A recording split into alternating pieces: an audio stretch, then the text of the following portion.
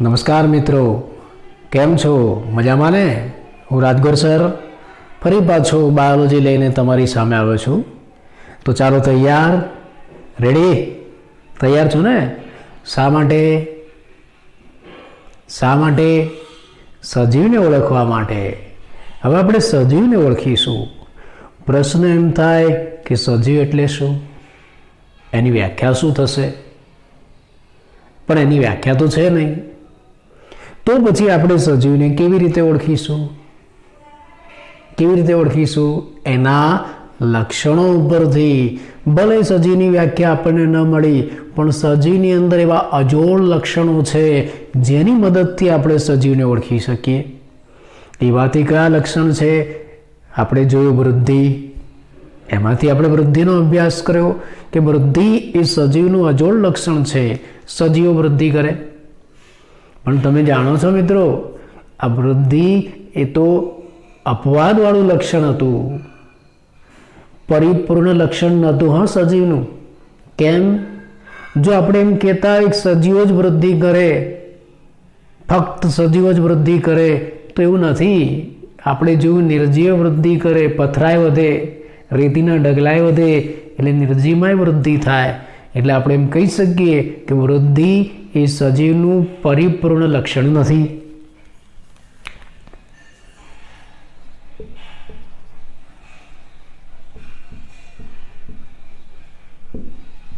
સજીવનું પરિપૂર્ણ લક્ષણ નથી. વૃદ્ધિ એ સજીવનું પરિપૂર્ણ લક્ષણ નથી.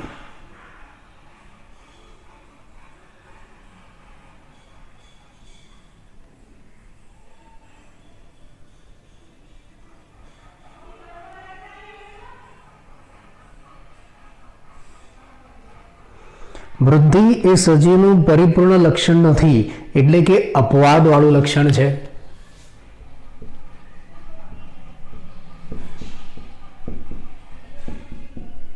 હા, આપણે જે વૃદ્ધિ જોયું ને એ સજીવનું અપવાદવાળું લક્ષણ છે. આપણે પેલા લક્ષણ જોયું કે ભાઈ સજીવ વૃદ્ધિ કરે, વાત સાચી, પણ આ વૃદ્ધિ સજીવનું પરિપૂર્ણ લક્ષણ નથી. એમાં અપવાદ જોવા મળે છે. નિર્જીવ પણ વૃદ્ધિ કરે છે. એટલે આપણે એને સજીવનું પરિપૂર્ણ લક્ષણ, પરિપૂર્ણ લક્ષણ છે એમ ના કહી શકીએ. અપવાદ છે એમાં. આવું જ બીજું અપવાદવાળું લક્ષણ જેની આપણે શરૂઆત કરી.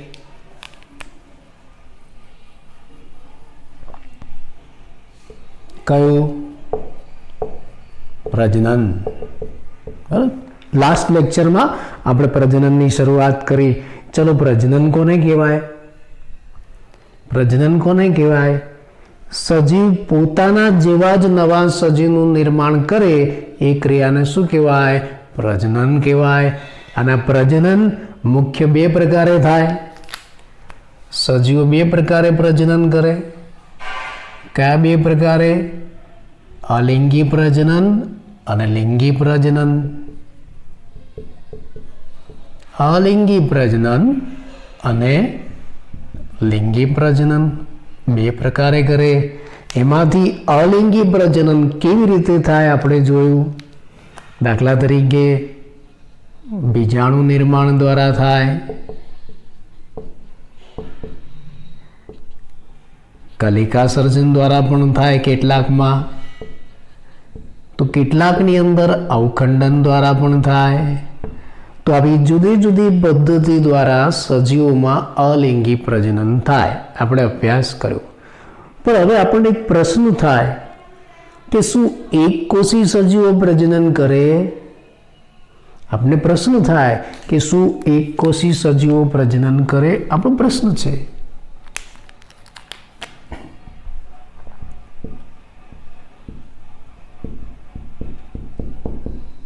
એક કોષી સજીવો પ્રજનન કરે? બોલો, એક કોષી સજીવો પ્રજનન કરે કે ના કરે? કહી શકો તમે? એક કોષી સજીવો પ્રજનન કરે, હા કે ના કરે? ઘણા કે કરતા હશે. એક કોષી સજીવ એટલે ખાલી કોષના જ બનેલા હોય, એમાં બીજું કંઈ હોય જ નહીં. એમાં પેશી ના હોય ને અંગે ના હોય ને તંત્રો ના હોય, ખાલી એક કોષ જ હોય. સજીવ એક કોષનો બનેલો, એને એક કોષી સજીવ કહેવાય. તો શું આવા એક કોષી સજીવો પ્રજનન કરતા હશે? કરે કે ના કરે? કરે. એક કોષી સજીવો પ્રજનન કરે. હવે જો એક કોષી પ્રજનન કરતા હોય તો કેવી રીતે કરે? બીજો પ્રશ્ન એમ થાય.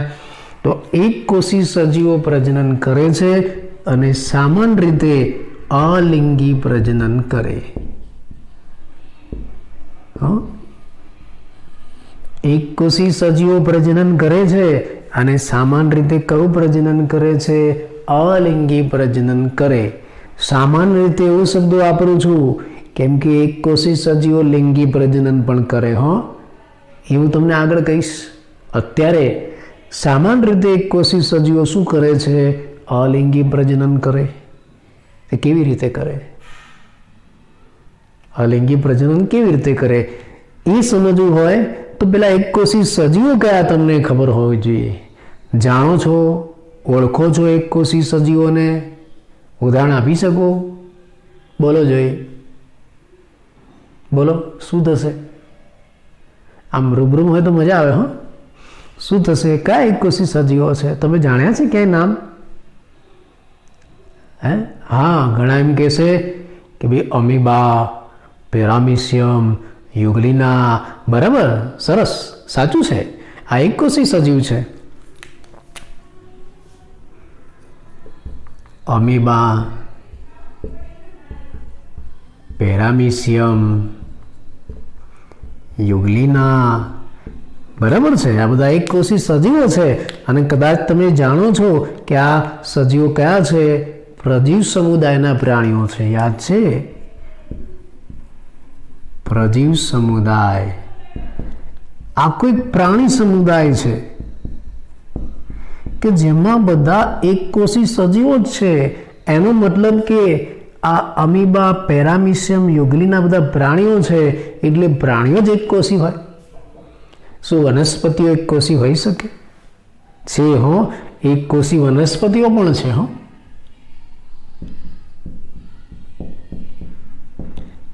એક કોષી વનસ્પતિઓ પણ છે.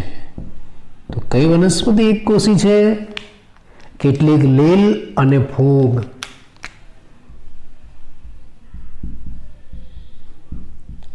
કેટલીક લીલ અને ફૂગ એક કોષી છે. અને સૌથી અગત્યનું અને સારું ઉદાહરણ, બધા જ બેક્ટેરિયા એક કોષી છે.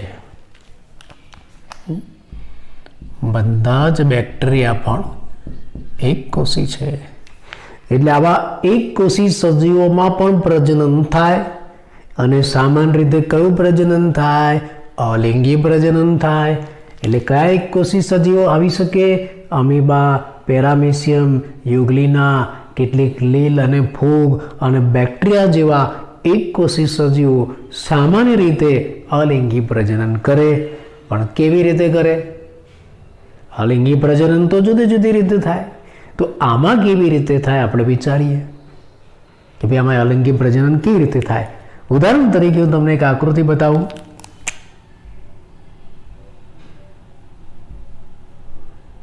ચલો, આ મેં એક પ્રાણી દોર્યું. કયું પ્રાણી છે? અમીબા, ખોટા પગવાળું. હવે આ અમીબા એ પ્રાણી છે, સજીવ છે. કેવો સજીવ છે? એક કોષી સજીવ. એનો મતલબ કે ખરેખર વાસ્તવમાં શું છે? એક કોષ છે અને એ કોષ એ જ સજીવ છે. એટલે અમીબા એક કોષ છે. અમીબા આખો આ એક કોષ છે. એટલે સજીવ આખો એક કોષનો જ બનેલો છે, બીજું કંઈ અંદર છે જ નહીં. એમાં પેશી નથી ને અંગોય નથી ને ઉપાંગોય નથી, તંત્રોય નથી. ખાલી એક કોષનો બનેલો સજીવ. દાખલા તરીકે જેમ આ કોષ હોય ને એમ આવો કોઈ કોષ છે. એટલે આ અમીબા આવો એક કોષી સજીવ છે. હવે આ એક કોષી સજીવ નવા સજીવ કેવી રીતના બનાવશે? આ અમીબા નવા અમીબા કેવી રીતના બનાવશે? કેવી રીતના બનાવે? જાણો છો તમે? માની લો કે એક કોષ છે, એમાંથી નવા કોષ કેવી રીતના બને? કેમ કે અમીબા એ સજીવ છે, પણ કેવો? એક કોષનો બનેલો.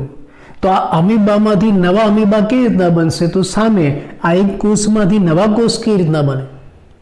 માની લો કે આ એક કોષ છે, તો એમાંથી નવા કોષ કેવી રીતના બને જાણો છો તમે? આ એક કોષ, એમાંથી નવા કોષ કેવી રીતના બને? કોષ વિભાજનથી. આ એક કોષ છે, એમાં કોષ વિભાજન થાય.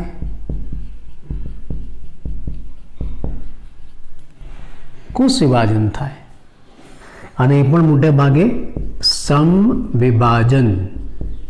આવા નામ તમે સાંભળ્યા હશે, સમવિભાજન, અર્ધીકરણ.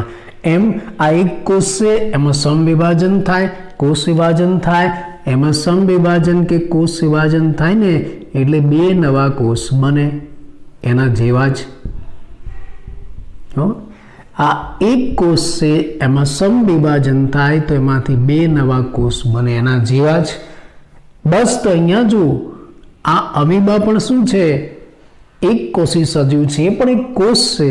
એમાંથી આપણે નવા અમીબા બનાવવા છે તો કઈ રીતે બનશે? કોષ વિભાજનથી. એટલે આ અમીબા છે ને એ નવા અમીબા કેવી રીતના બનાવશે? કોષ વિભાજનથી.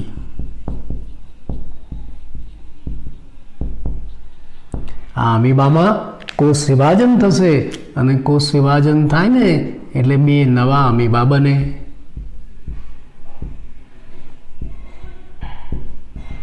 બરાબર ને?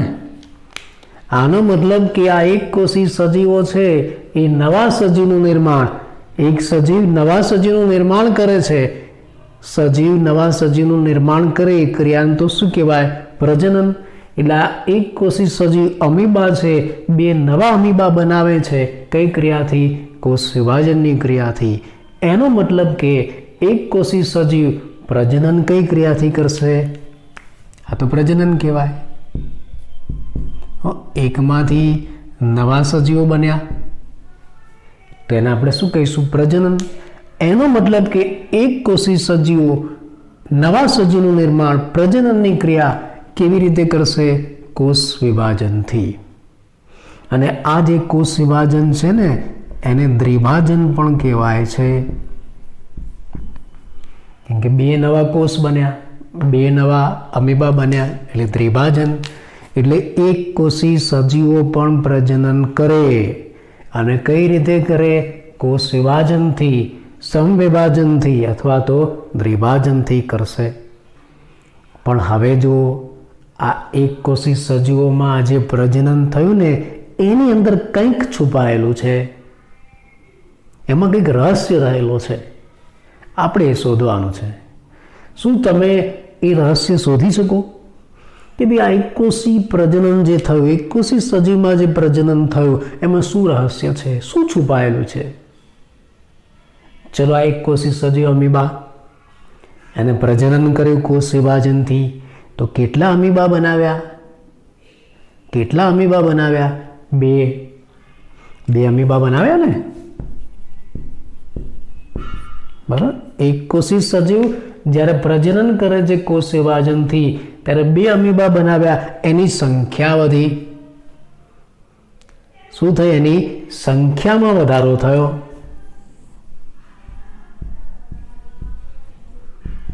સંખ્યામાં વધારો. હવે જો આવો શબ્દ તમે સાંભળ્યો છે, સંખ્યામાં વધો એટલે શું? સંખ્યામાં વધુ એટલે શું? યાદ કરાવી દો. કદમાં અને સંખ્યામાં થતો વધારો.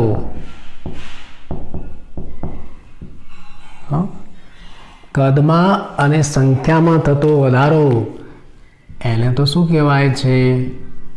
યાદ છે? શું કહેવાય છે? વૃદ્ધિ કહેવાય છે. શું કહેવાય છે? વૃદ્ધિ કહેવાય છે. તો તમે જો આ જે અમીબા છે એની સંખ્યા વધી, અમીબામાં કોષ વિભાજન થયું એટલે એની સંખ્યા વધી, અને સંખ્યા વધી એટલે શું થઈ? વૃદ્ધિ થઈ. તો આને શું કહેવાય? ઘણા કે નાના સાહેબ આને તો પ્રજનન કહેવાય. હમણાં તો તમે કહ્યું કે ભાઈ આ એક સજીવ નવા સજીવ બનાવે તો પ્રજનન કહેવાય. પણ અહીંયા આપણે એમ કહીએ છીએ કે સંખ્યા વધારી, સંખ્યા વધી શું કહેવાય? વૃદ્ધિ. પ્રજનન છે. કોઈ કે વૃદ્ધિ છે, પ્રજનન છે, વૃદ્ધિ છે, પ્રજનન છે, વૃદ્ધિ છે. શું છે આ? બંને છે. જો વૃદ્ધિ કેવી રીતના થાય? કોષ વિભાજનથી. સજીવમાં વૃદ્ધિ કેવી રીતના થાય? કોષ વિભાજનથી. તમે જુઓ, સજીવમાં વૃદ્ધિ કેવી રીતના થાય? કોષ વિભાજનથી. એટલે અમીબામાં વૃદ્ધિ થઈ, બે નવા અમીબા બન્યા, કોષ વિભાજનથી, તો વૃદ્ધિ કહેવાય. અને એ જ કોષ વિભાજનથી શું થયું? પ્રજનન પણ થયું. એનો મતલબ કે અમીબાની અંદર વૃદ્ધિ અને પ્રજનન એક જ પ્રક્રિયા છે. આ એક નવાઈની બાબત. એક કોષી સજીવોમાં અમીબામાં વૃદ્ધિ અને પ્રજનન એક જ પ્રક્રિયા છે. એટલે જ એમ કહેવાય છે કે એક કોષી સજીવોમાં વૃદ્ધિ અને પ્રજનન સમાનાર્થી છે.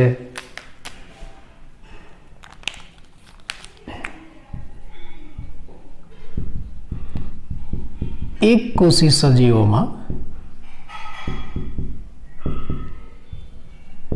વૃદ્ધિ અને પ્રજનન સમાનાર્થી છે. એક સરખો અર્થ કહેવાય. વૃદ્ધિ અને પ્રજનન એને આપણે સ્પષ્ટ રીતે અલગ ન કરી શકીએ. બંને એક જ ઘટના છે એટલે સમાનાર્થી છે. અને આ તમારું કારણ છે.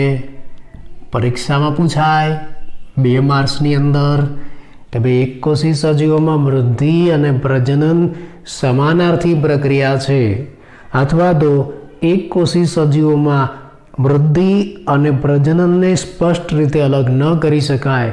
આવું તમને કારણ પૂછાય. કારણ શું?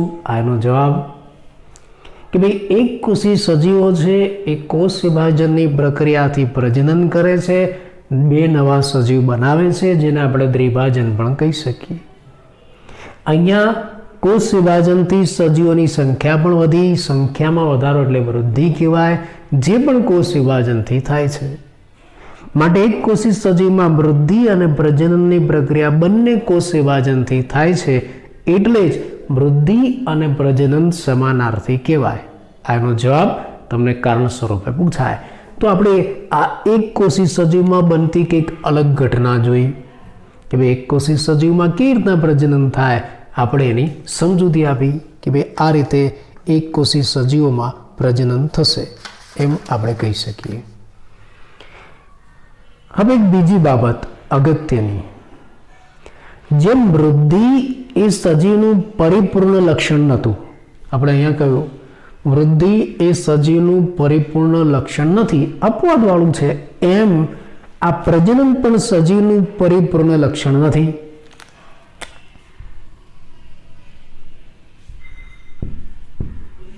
પ્રજનન સજીવનું પરિપૂર્ણ લક્ષણ નથી. જેમ વૃદ્ધિ એ સજીવનું પરિપૂર્ણ લક્ષણ નથી, એમ પ્રજનન પણ સજીવનું પરિપૂર્ણ લક્ષણ નથી. સજીવનું પરિપૂર્ણ લક્ષણ નથી. કેમ એવું? કેમ એવું પ્રશ્ન થાય કે ભાઈ ચલો વૃદ્ધિ તો આપણે સમજ્યા કે પરિપૂર્ણ લક્ષણ નહોતું. કેમ નહોતું? તો કે વૃદ્ધિ ખાલી સજીવમાં નથી થતી, નિર્જીવમાં થતી હતી. તો આમાં શું? વૃદ્ધિ તો સજીવમાં પણ થાય, વૃદ્ધિ સજીવમાં થતી હતી ને સાથે સાથે નિર્જીવમાં પણ થતી હતી. એટલે વૃદ્ધિ એ સજીવનું પરિપૂર્ણ લક્ષણ નહોતું. પણ પ્રજનનમાં શું? શું પ્રજનન નિર્જીવમાં થાય? ન થાય. પ્રજનન તો સજીવમાં જ થાય. પ્રજનન નિર્જીવમાં ન થાય, નિર્જીવમાં પ્રજનન ન થાય.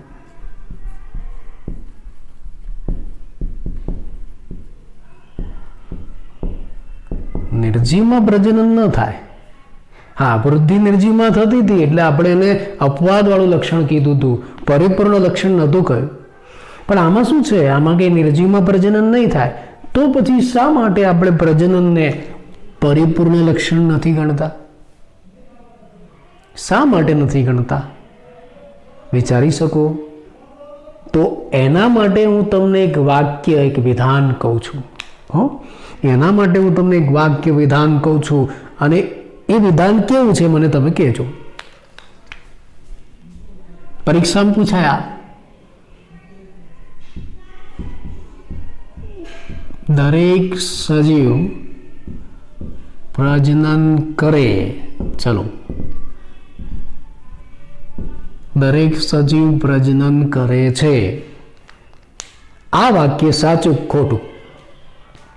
તમને પરીક્ષાની અંદર એમસીક્યુમાં આ વાક્ય પૂછાતું હોય છે. તમને એવું એમસીક્યુ આપેલું હોય કે ભાઈ નીચે આપેલ વિધાનમાંથી કેટલા વિધાન સાચા છે. એમાં એકાદ વિધાન આવું લખીને આપેલું હોય કે દરેક સજીવ પ્રજનન કરે છે. ચલો, તમે વિચારીને મને એમ કહો કે આ વિધાન સાચું કે ખોટું? સાચું કે ખોટું? ઘણા વિચારશે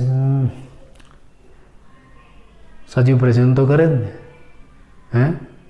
આપણે એમ કહીએ છીએ કે પ્રજનન એ સજીવનું લક્ષણ છે, એનો મતલબ કે સજીવ પ્રજનન તો કરે જ ને, એટલે આ વિધાન સાચું, હે ને? એવું લાગે ને? ના, આ વિધાન ખોટું છે. આ વિધાન કેવું છે? આ વિધાન ખોટું છે.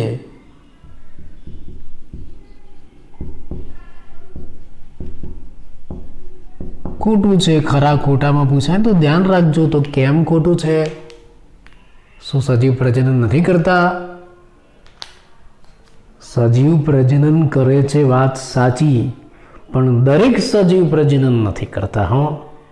કેમ કે વિશ્વમાં, દુનિયામાં કેટલાક એવા સજીવ પણ છે કે જે વંધ્ય છે, સંતતિ પેદા નથી કરી શકતા. જાણો છો, હે ને? કેટલાક વંધ્ય સજીવો પણ છે. આ વિધાન ખોટું છે, કેમ કે કેટલાક સજીવો વંધ્ય પણ છે. સૃષ્ટિમાં કેટલાક સજીવો કેવા છે? વંધ્ય છે, જે સંતાન પેદા નથી કરી શકતા. સમજાયું હવે? એટલા વાક્ય કેવું કહેવાય? ખોટું કહેવાય. હા, સજીવ પ્રજનન કરે છે, ખાલી આટલું લખીને આપ્યું હોય કે સજીવ પ્રજનન કરે છે, તો એ વાક્ય સાચું. પણ જો તમને આવું લખીને આપ્યું હોય કે દરેક સજીવ પ્રજનન કરે છે, તો આ વાક્ય ખોટું. કેમ ખોટું? કેટલાક સજીવો, વિશ્વમાં કેટલાક સજીવો આ છે કે જે વંધ્ય છે, પ્રજનન નથી કરતા. માનો કે ના માનો? સ્વીકારો ને? સાચું કે નહીં? એટલે બધા કહેશે સાચું. ભાઈ વંધ્ય સજીવ હોય તો ક્યાં છે? ચલો મને ઉદાહરણ આપો. જો તમે માનતા હોય કે દુનિયામાં વંધ્ય સજીવો છે, તો એવા સજીવોના મને ઉદાહરણ આપો. ક્યાં છે? કયા છે? આપી શકો? તમે ક્યાંય જોયા છે આ વંધ્ય સજીવો કે આ વંધ્ય છે, સંતતિ પેદા નથી કરતા? એવું ક્યાંય જોયું છે તમે? આપી શકો ઉદાહરણ? તમે જોયેલા છો, ઘણાને યાદ નહીં આવતું હોય, પણ તમે જોયેલા છે. હું હમણાં કહીશ ને તો કે ઓહો સાહેબ, આ તો આવડતું હતું, તમને એમ લાગશે. હું તમને એક ઉદાહરણ આપું. પહેલાં જાણીતું ઉદાહરણ, તમારી આસપાસ ઘણા તેનો ઉપયોગ કર્યો હશે. ખચ્ચર. પહેલું ઉદાહરણ,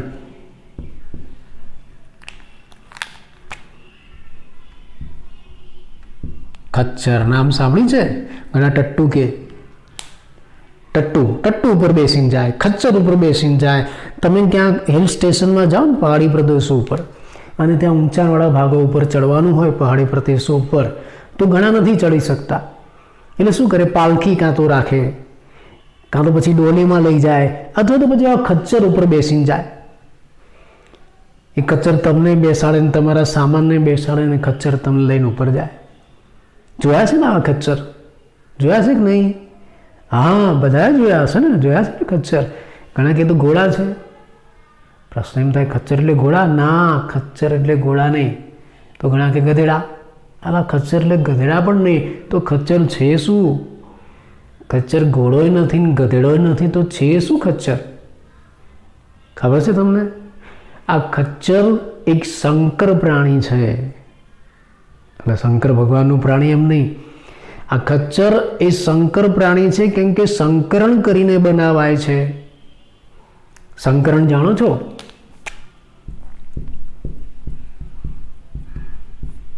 સંકરણ કરાવવું.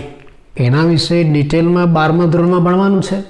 કદાચ નીચલા ધોરણમાં તમે સાંભળ્યું હશે સંકરણ એટલે શું. બે જુદી જુદી જાતિના સજીવ વચ્ચે પ્રજનન કરાવવામાં આવે એને સંકરણ કહેવાય. અને એમાંથી જે સંતતિ પેદા થાય એને સંકર જાતિ કહેવાય. હા, સંકરણથી જે જાતિ પેદા થાય એને સંકર જાતિ કહેવાય. બરાબર. બે જુદી જુદી જાતિના સજીવ વચ્ચે પ્રજનન કરવામાં આવે એને શું કહેવાય? સંકરણ. અને સંકરણથી જે જાતિ પેદા થાય એને સંકર જાતિ કહેવાય. એટલે આ ખચ્ચર શું છે? આવી સંકર જાતિ છે. બે અલગ અલગ જાતિઓ વચ્ચે પ્રજનન કરાવીને પેદા કરેલી છે. તો આ ખચ્ચર જે ઘોડાય નથી ને ગધેડાય નથી, તમે વિચારી શકો એમાં કોની વચ્ચે પ્રજનન કરાવાય? ઘોડા અને ગધેડા વચ્ચે. એટલે ખચ્ચર કોની પેદાશ છે? ઘોડા અને ગધેડાની. ઘોડા અને ગધેડાને ભેગા કરાવવાના, એની વચ્ચે સંકરણ કરાવવાનું અને જે સંતતિ પેદા થાય એ ખચ્ચર. એમાં પાછો નિયમ હો, ઘોડા અને ગધેડા વચ્ચે તમે સંકરણ કરો ને એમાં નિયમ હંમેશા નર ગધેડો હોય. ખચ્ચરમાં નર ગધેડો અને એનું સંકરણ માદા ઘોડી સાથે કરાવાય. નર ગધેડો અને માદા ઘોડી વચ્ચે સંકરણ કરાવો તો શું પેદા થાય? ખચ્ચર પેદા થાય. આવું છે. હો, નર ગધેડો, અમે નર ગધેડો જ હોય, આજીવન મજૂરી જ કરે, અહીંયા જાય ને ત્યાં જાય ને મહેનત કરે ને મજૂરી કરે, નર ગધેડો જ હોય. અને માદા ઘોડી એ જલસાથી ઘરે ટીવી જોવે. અને પછી સંકરણ થાય ને શું પેદા થાય? ખચ્ચરો પેદા થાય. હો, એટલે આ નર ગધેડો અને માદા ઘોડી વચ્ચે જો સંકરણ કરવામાં આવે તો શું પેદા થાય? ખચ્ચર પેદા થાય. એટલે તમે જે ટટ્ટુ કહો છો, તમે જે ખચ્ચર કહો છો એ આવી રીતે બનેલા છે. એ ન તો ગધેડો છે કે ન તો પછી ઘોડો છે. બંનેના પ્રજનનથી મિશ્રણથી બનાવેલું છે ખચ્ચર. આગળ ચલો આ ખચ્ચર કેવી રીતના બને એ મેં તમને કહ્યું, એનું રહસ્ય કહ્યું. પણ આગળ આપણે આ ખચ્ચરનું ઉદાહરણ શામાં લીધું છે? જો ખચ્ચર કેવા છે? વંધ્ય.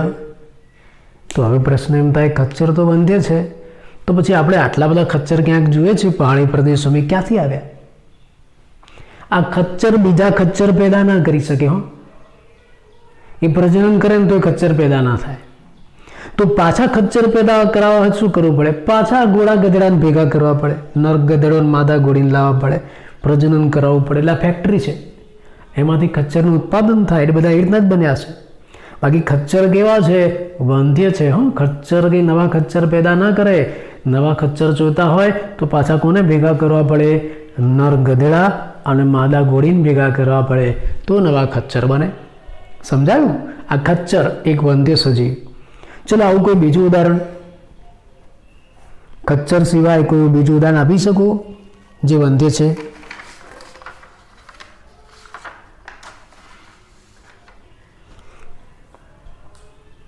મધમાખી, વંધ્ય કામદાર મધમાખી.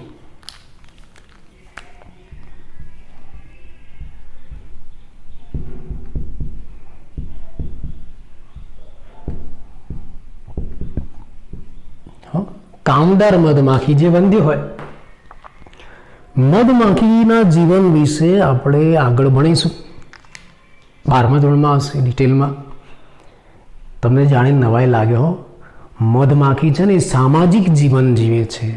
જેમ સમાજમાં આપણે જીવીએ ને એવું મધમાખી છે ને એમાં રાજા હોય, રાણી હોય, સૈનિક હોય, આવું બધું હોય. તમને નવાઈ લાગે આ તો કાર્ટૂન જેવું થયું. ના, વાસ્તવમાં એવું હોય.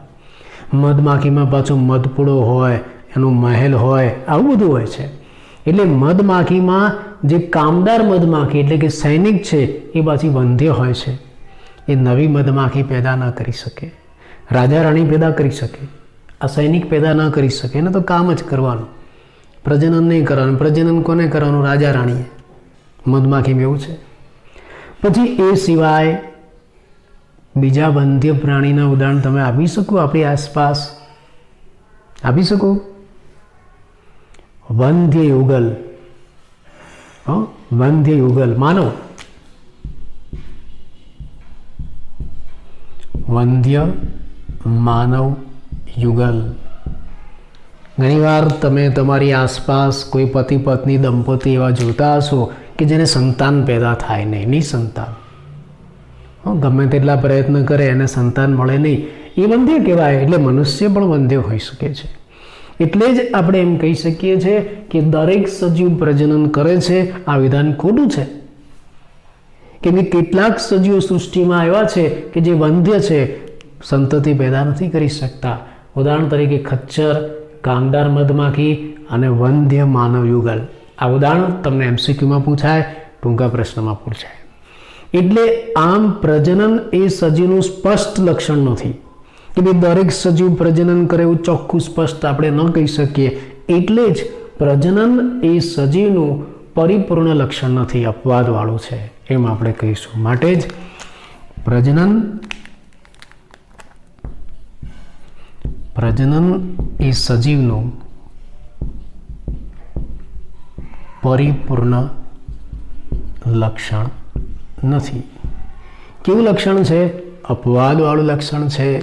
તો અહીંયા આપણે જે બે લક્ષણો અત્યાર સુધીમાં ભણ્યા ને, એક વૃદ્ધિ અને પ્રજનન, એ બંને લક્ષણો તો કેવા હતા? અપવાદવાળા હતા, પરિપૂર્ણ લક્ષણ હતા.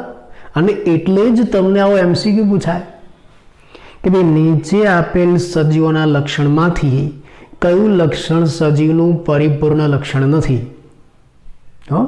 નીચે આપેલ સજીવોના લક્ષણમાંથી કયું લક્ષણ સજીવનું પરિપૂર્ણ લક્ષણ નથી? તો કયું લક્ષણ? વૃદ્ધિ પણ આવે અને પ્રજનન પણ આવે. આ બે લક્ષણો, વૃદ્ધિ અને પ્રજનન, આ બંને સજીવના પરિપૂર્ણ લક્ષણ નથી, અપવાદવાળા લક્ષણ છે, સ્પષ્ટ લક્ષણ નથી. આ તો પછી સ્પષ્ટ લક્ષણ કયા? અત્યાર સુધી આપણે જે ચર્ચા કરી એ બંને તો કેવા હતા? એ બંને સ્પષ્ટ લક્ષણ નહોતા, એ અપવાદવાળા લક્ષણ હતા, પરિપૂર્ણ લક્ષણ નહોતા. તો સ્પષ્ટ અને પરિપૂર્ણ લક્ષણ જે સજીવનું હોય એ કયું? ચલો આપણે એની વાત કરીએ. સજીવનું સ્પષ્ટ અને પરિપૂર્ણ લક્ષણ હવે આપણે જોઈએ. પહેલું બહુ જ અગત્યનું, બહુ જ ઇન્ટરેસ્ટિંગ, અને એના ઉપરથી તો આખું ચેપ્ટર આગળ આવશે, એટલે સમજવાનું જરૂરી છે. કયું લક્ષણ ખબર છે? ચલો આપણે એની શરૂઆત કરીએ. બહુ ઇન્ટરેસ્ટિંગ.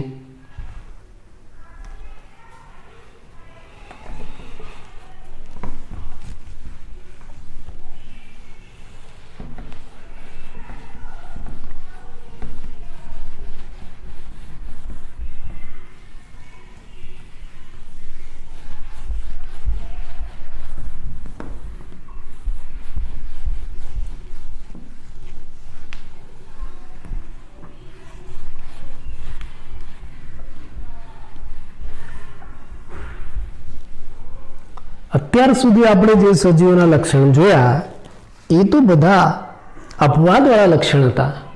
વૃદ્ધિ અને પ્રજનન સજીવના લક્ષણ ખરા, પણ અપવાદવાળા, પરિપૂર્ણ નહોતા. હવે આપણે એક અગત્યનું પરિપૂર્ણ લક્ષણ જોઈએ સજીવનું, અને એ કયું છે? ચયાપચય. બરાબર? સજીવનું પરિપૂર્ણ લક્ષણ કયું? ચયાપચય. પહેલાં તો આ શબ્દ તમે સાંભળ્યો છે? ચયાપચય એટલે શું જાણો છો? ચયાપચય એટલે શું? પ્રશ્ન થાય, કોને કહેવાય ચયાપચય? ચયાપચય એ સજીવનું સ્પષ્ટ લક્ષણ છે. એનો મતલબ કે દરેક સજીવ ચયાપચય કરે છે. આ સજીવનું સ્પષ્ટ લક્ષણ છે.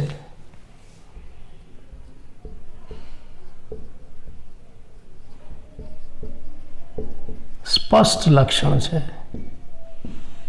અપવાદવાળું નથી. આ દરેક સજીવ જે હોય ચયાપચય કરે, પાકું, નક્કી.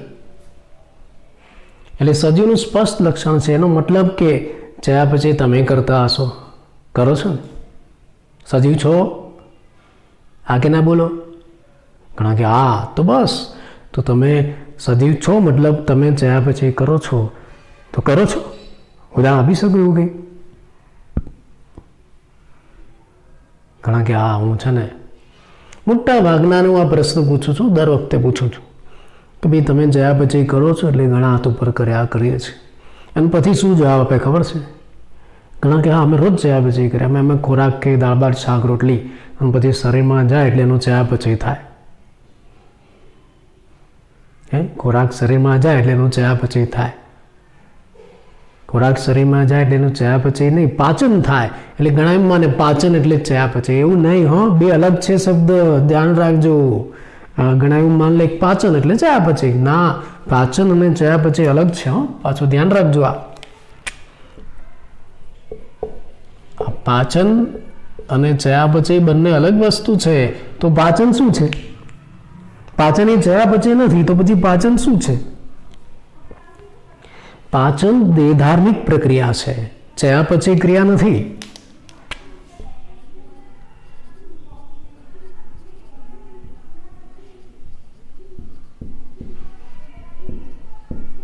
પાચન એ દેહધાર્મિક ક્રિયા છે, ચયાપચયની ક્રિયા નથી હો. દેહધાર્મિક પ્રક્રિયા છે. પાચન, શ્વસન, ઉત્સર્જન, પરિવહન, પ્રજનન, આ બધી દેહધાર્મિક પ્રક્રિયાઓ છે.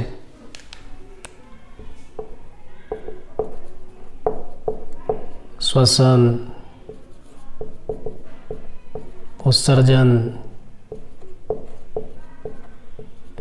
પરિવહન, પ્રજનન, આ બધી દેહધાર્મિક પ્રક્રિયાઓ છે, ચયાપચયની ક્રિયાઓ નથી. આ દેહધાર્મિક પ્રક્રિયાઓ આપણા શરીરમાં થાય, તમે જાણો છો. મોટા ભાગના ઉચ્ચ કક્ષાના સજીવમાં થાય. ક્યાં થાય? ક્યાં થાય? ચલો, ક્યાં થાય? તમે એમ કહેશો પાચન તંત્રમાં થાય. પાચન છે ક્યાં થશે? પાચન તંત્રમાં. શ્વસન તો કે શ્વસન તંત્રમાં. ઉત્સર્જન તો ક્યાં થાય? ઉત્સર્જન તંત્રમાં. પરિવહન ક્યાં થાય? પરિવહન તંત્રમાં. પ્રજનન ક્યાં થાય? પ્રજનન તંત્રમાં. આ બધી દેહધાર્મિક પ્રક્રિયાઓ છે જે ક્યાં થશે? આ દેહધાર્મિક તંત્ર અથવા તો અંગોમાં થાય. એટલે પાચન એ ચયાપચય નથી. હવે ધ્યાન રાખજો, કોઈ પૂછે તો ઘણા એમ જ કહેતા હોય મેં તો ખાઈને ચયાપચય કર્યું. ખાઈને ચયાપચય ન થાય. એ ખાઈને જે થાય છે ને એ પાચન કહેવાય. એટલે પાચન એ ચયાપચય નથી. પાચન તો શું છે? દેહધાર્મિક પ્રક્રિયા છે જે ક્યાં થાય? વિવિધ તંત્રોમાં થાય. તો ચયાપચય ક્યાં થાય? પાચન એ વિવિધ તંત્રોમાં થાય, દેહધાર્મિક અંગો અને તંત્રોમાં થાય. તો ચયાપચય ક્યાં થાય?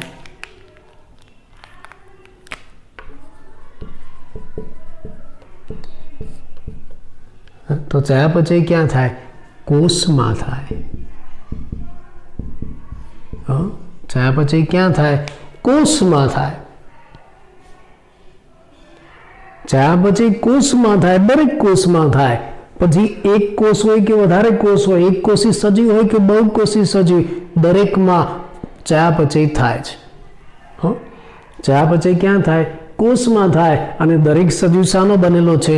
કોષનો બનેલો છે. એટલે દરેક સજીવમાં, એક કોષી હોય કે બહુકોષી, દરેક સજીવમાં ચયાપચય થાય. એક કોષી અને બહુકોષી દરેક સજીવની અંદર ચયાપચય થાય. પાચન તો દેહધાર્મિક પ્રક્રિયા છે, દેહધાર્મિક અંગોમાં થાય. પણ ચયાપચય દેહધાર્મિક પ્રક્રિયા નથી. ચયાપચય તો જૈવ રાસાયણિક પ્રક્રિયા છે. ચયાપચય શું છે?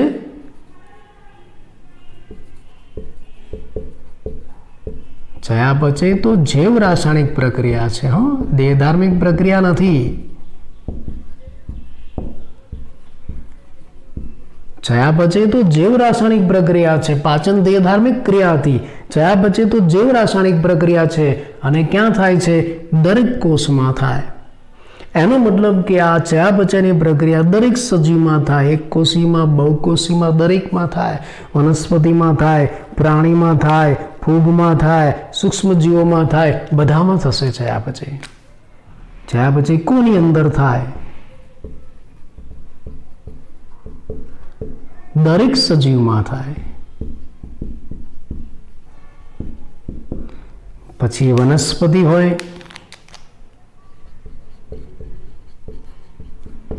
પ્રાણી હોય, ફૂગ હોય કે અન્ય સૂક્ષ્મ જીવ હોય, એ દરેક સજીવની અંદર ચયાપચય થાય છે. અને એટલે જ એમ કહેવાય છે કે ચયાપચય એ સજીવનું પરિપૂર્ણ લક્ષણ છે, સ્પષ્ટ લક્ષણ છે, કેમ કે દરેક સજીવમાં થાય. બરાબર, એટલે જ આપણે એમ કહીએ છીએ કે ચયાપચય એ સજીવનું સ્પષ્ટ લક્ષણ છે, પરિપૂર્ણ લક્ષણ છે, કેમ કે દરેક સજીવમાં થાય છે, એવું આપણે કહી શકીએ છીએ. હવે ચયાપચય એટલે શું? આપણે અહીંયા કહ્યું ચયાપચય એટલે શું? ચયાપચય એટલે જૈવ રાસાયણિક ક્રિયા. ચયાપચય એટલે જૈવ રાસાયણિક ક્રિયા. ચયાપચય એટલે જૈવ રાસાયણિક પ્રક્રિયા. આ જૈવ રાસાયણિક પ્રક્રિયા ક્યાં થાય? આ ચયાપચય ક્યાં થાય? તો આપણે જવાબ આપ્યો, ક્યાં થાય? કોષમાં થાય. દરેક કોષમાં જૈવ રાસાયણિક પ્રક્રિયા થાય, દરેક કોષમાં ચયાપચય થાય. પછી એ વનસ્પતિ હોય, પ્રાણી હોય, ફૂગ હોય કે સૂક્ષ્મજીવ હોય. કારણ દરેક કોષ છે ને, એની અંદર હજારો જૈવ રાસાયણિક અણુ આવેલા છે. માન લો કે આ એક કોષ, આવો દરેક કોષ છે, એની અંદર હજારો જૈવ રાસાયણિક અણુ આવેલા છે. નાના મોટા, મોટા હોય, નાના હોય, જુદા જુદા કદના હોય, જુદા જુદા કાર્ય કરતા હોય, એવા હજારો જૈવ રાસાયણિક અણુ આવેલા છે.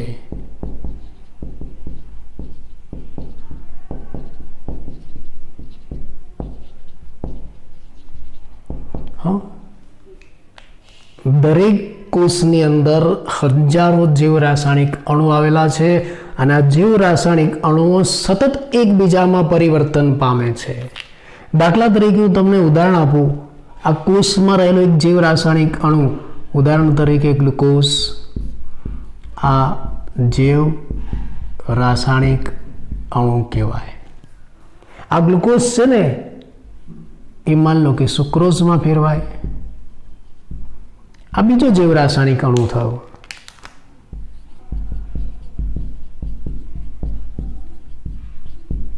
અને પછી આ સુક્રોઝ છે ને, એ આગળ માન લો કે સ્ટાર્ચમાં ફેરવાય. આ ત્રીજો જૈવ રાસાયણિક અણુ થયો.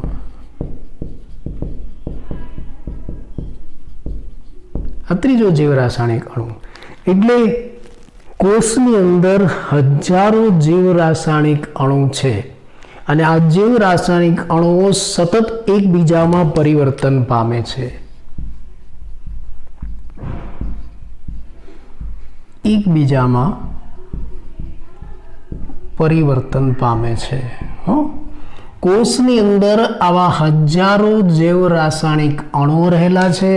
અને હજારો જૈવ રાસાયણિક અણુઓ સતત એકબીજામાં પરિવર્તન પામે. માન લો કે ગ્લુકોઝ છે, તો એમાંથી સુક્રોઝ બને, સુક્રોઝમાંથી સ્ટાર્ચ બને, એકમાંથી બીજો બને, બીજામાંથી ત્રીજો બને, આવું ચાલ્યા જ રાખે. એકબીજામાં ફેરવાય. એક જૈવ રાસાયણિક અણુ બીજામાં, બીજો ત્રીજામાં, આવી અસંખ્ય હજારો જૈવ રાસાયણિક પ્રક્રિયા કોષની અંદર થાય છે. એકબીજામાં પરિવર્તન પામે છે. અને આવી હજારો જૈવ રાસાયણિક પ્રક્રિયા કોષમાં થાય.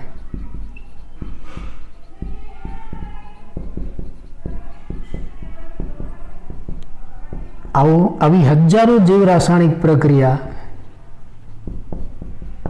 કોષમાં થાય. અને કોષમાં થતી આ જે જૈવ રાસાયણિક પ્રક્રિયાઓ છે, એને ચયાપચય કહેવાય. કોષમાં જે જૈવ રાસાયણિક પ્રક્રિયા થઈ ને, એને શું કહેવાશે? ચયાપચય કહેવાય. એટલે આમ ચયાપચય શું છે? ચયાપચય એક જૈવ રાસાયણિક પ્રક્રિયા છે. અને આ જૈવ રાસાયણિક પ્રક્રિયા ક્યાં થાય છે? કોષમાં થાય છે. કેમ કોષમાં થાય છે? કેમ કે કોષની અંદર નાના મોટા, જુદા જુદા કદના, જુદા જુદા કાર્ય કરતા, જુદા જુદા વર્ગના હજારો જૈવ રાસાયણિક અણુઓ રહેલા છે. અને હજારો જૈવ રાસાયણિક અણુ સતત એકબીજામાં પરિવર્તન પામે છે. શેના દ્વારા? રાસાયણિક પ્રક્રિયા દ્વારા. અને એ રાસાયણિક પ્રક્રિયાને શું કહેવાય છે? ચયાપચય કહેવાય છે. એટલે આમ કોષમાં થતી જે જૈવ રાસાયણિક પ્રક્રિયાઓ છે એને આપણે શું કહીશું? ચયાપચય કહીશું. બરાબર. તો આ રીતે આ ચયાપચય દરેક સજીવમાં થાય છે અને સજીવનું સ્પષ્ટ લક્ષણ છે. આ ચયાપચયની પ્રક્રિયા સજીવોમાં જ થાય. એટલે આના ઉપરથી જો આપણે વ્યાખ્યા બનાવી હોય તો સજીવ શરીરમાં થતી બધી જ રાસાયણિક પ્રક્રિયાઓને ચયાપચય કહેવાય.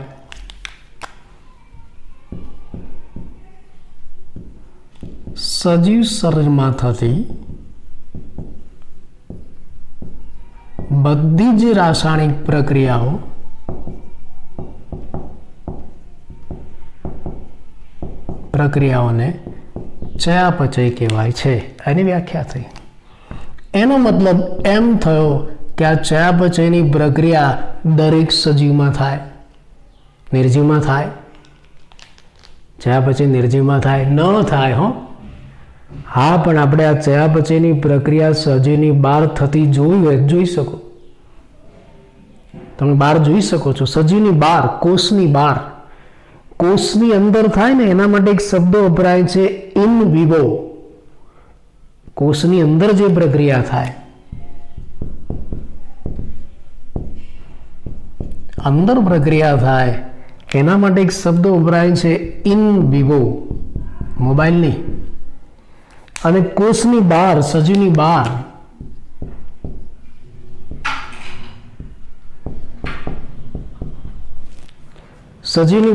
કોષની બહાર જે પ્રક્રિયા થાય એના માટે શબ્દ વપરાય છે ઇન વિટ્રો.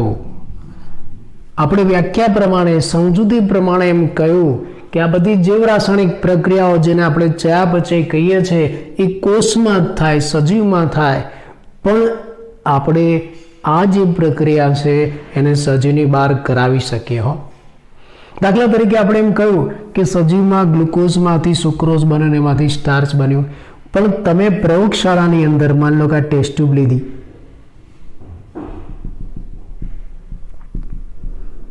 ટેસ્ટ ટ્યુબ કસનળી તમે લીધી અને એમાં ગ્લુકોઝ તમે લીધો અને આ ગ્લુકોઝમાં પછી તમે રાસાયણિક પ્રક્રિયા કરાવો છો પ્રયોગશાળામાં અને પછી ગ્લુકોઝમાંથી જ આગળ તમે સ્ટાર્ચ બનાવી દો છો. આમાં સ્ટાર્ચ બનાવી દીધું, તમે સ્ટાર્ચ બનાવી દીધું. તો ગ્લુકોઝમાંથી સ્ટાર્ચ બન્યું, રાસાયણિક પ્રક્રિયા જ કહેવાય. પણ આ ચયાપચય નથી, કેમ કે આ તો ટેસ્ટ ટ્યુબમાં થાય છે, આ તો નિર્જીવ છે. આ જ પ્રક્રિયા રાસાયણિક પ્રક્રિયા કહેવાય. પણ જ્યારે સજીવમાં થાય ત્યારે એને શું કહેવાય? જૈવ રાસાયણિક પ્રક્રિયા કહેવાય. એટલે પ્રક્રિયા જીવંત કે નિર્જીવ એવું કંઈ નથી. પ્રક્રિયા તો રાસાયણિક પ્રક્રિયા છે. પણ આ જ પ્રક્રિયા જ્યારે આપણે ટેસ્ટ ટ્યુબમાં કરીએ છીએ, કોષની બહાર કરીએ છીએ, પ્રયોગશાળામાં કરીએ છીએ ત્યારે રાસાયણિક પ્રક્રિયા કહેવાય. પણ આ જ પ્રક્રિયા જ્યારે સજીવની અંદર કરીશું ત્યારે એને શું કહેવાય? ચયાપચય કહેવાય, જૈવ રાસાયણિક પ્રક્રિયા. આમ આ ચયાપચયનો મતલબ મેં તમને સમજાવ્યો, જે સજીવની અંદર થતું એક સ્પષ્ટ લક્ષણ હતું. અને આ ચયાપચયનો એક અર્થ છે જે આપણે આવતા લેક્ચરમાં જોઈશું.